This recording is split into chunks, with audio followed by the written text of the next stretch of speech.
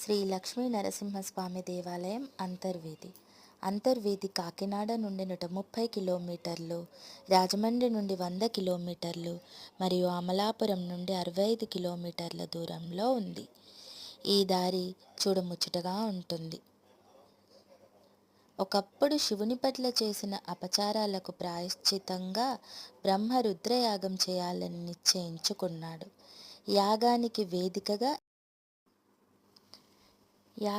వేదికగా ఈ ప్రాంతాన్ని ఎన్నుకున్నాడు. వేదికగా ఎన్నుకోబడిన కారణంగా ఈ ప్రదేశానికి అంతర్వేది అనే పేరు వచ్చిందని చెబుతారు.